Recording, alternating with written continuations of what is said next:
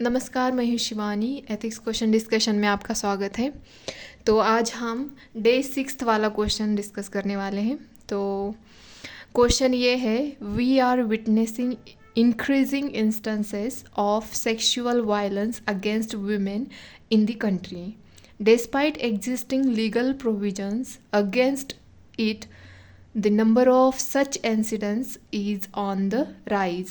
Suggest some innovative measures to tackle this means. जो women's के against अभी ये सेक्सुअल वायलेंस के केसेस हमें दिखाई देते हैं, उनमें मतलब इंक्रीज़ होते जा रहे हैं ये, और इसको टैकल करने की कोई मतलब हमें इनोवेटिव मेजर्स बताने, कोई नहीं इनोवेटिव मेजर्स बताने हैं। तो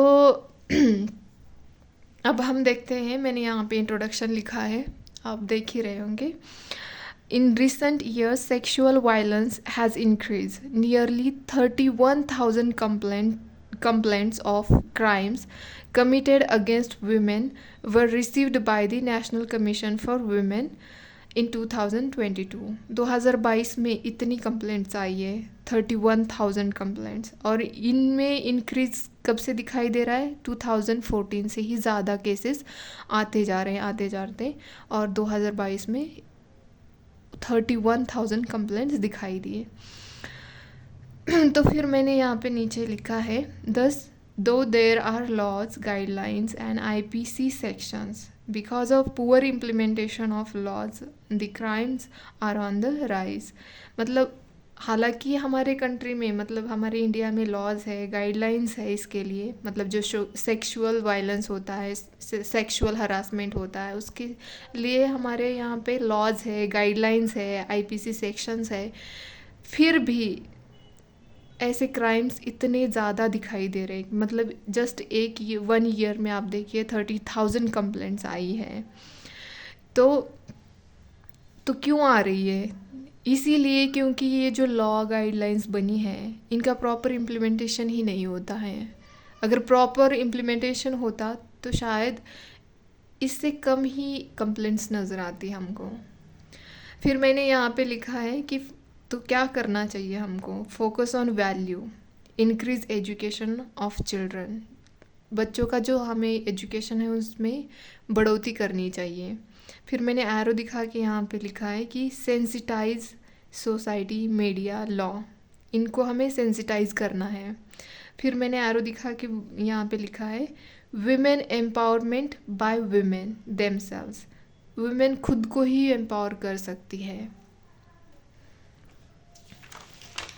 तो ये चार्ट जब हम ऐसे लिखते हैं ना, तो इससे हमारा क्वेश्चन, मतलब जो आंसर है ना, बहुत ही अच्छा एनरिच हो जाता है, और इससे मार्क्स बहुत सारे आ जाते हैं, बहुत सारे मतलब आ जाते हैं मार्क अच्छे खासे, क्योंकि ये मतलब एथिक्स ऐसे में ही हमारे मार्क्स ज़्यादा बढ़ सकते हैं, मतलब इससे ही हमारा स्कोर अच्छा हो सकता है ना।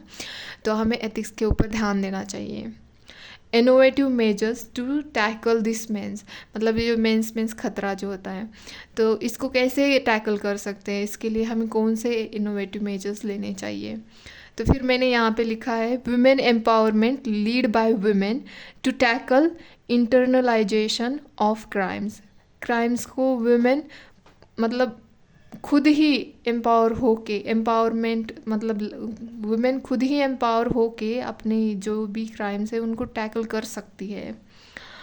सेकंड ये है implementation of JS Verma committee recommendation on sexual harassment at work place. जो ये JS वर्मा कमेटी, इन्होंने रिकमेंडेशन दी है, इन्होंने बोला है कि एक एम्प्लॉयमेंट ट्रिब्यूनल बनाना चाहिए, ताकि जो भी वर्क प्लेस पे जो भी सेक्सुअल हरासमेंट होता है, तो इसके लिए ना सिविल कोर्ट में जाने की ज़रूरत ना पड़े, यही ट्रिब्यूनल के पास ये कंप्लेंट चली जाएगी, तो इससे स्पीडी ट्रायल होगा, और जो भी जस्टिस है, जिसके साथ भी हुआ है, उनको जस्टिस जल्दी मिल सकता है।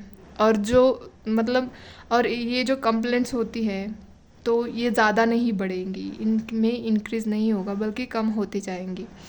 तो इसीलिए इन्होंने बोला कि एम्प्लॉयमेंट ट्रिब्यूनल बनाना चाहिए, और इसको ना, इसका फंक्शन जो होता है वो किसी सिविल कोर्ट के अंदर नहीं होना चाहिए, ये खुद ही फंक्शन करे, तो वो बेटर रहेगा, ऐसा इन्होंने अपने रिकमेंडेशन में बोला है। और जो अदर डोमेस्टिक वर्कर्स होते हैं उनको भी इसी एक्ट के अंदर इंक्लूड कर देना चाहिए, ये भी जस्टिस वर्मा कमेटी ने कहा है।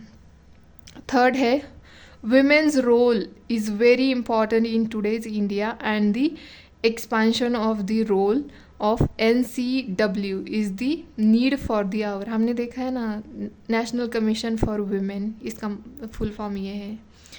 तो मतलब इनका एक्सपेंशन करना ज़रूरी है।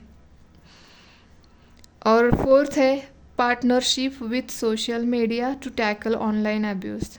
आजकल ऑनलाइन भी तो देखते हैं हरासमेंट कितना होता है, तो इसके लिए हमें क्या करना चाहिए, सोशल मीडिया के साथ ही पार्टनरशिप करके ये जो ऑनलाइन जो भी हरासमेंट होती है, अब्यूज़ होता है, इसको हम टैकल कर सकते हैं। फिफ्थ लिखा है मैंने, state commission must also widen their ambit. तो स्टेट कमीशन को भी अपना एम्बिट बढ़ाना चाहिए। सिक्स्थ यहाँ पे लिखा है कि sensitising society with respect to ethics and human values. ये सबसे बड़ी बात है।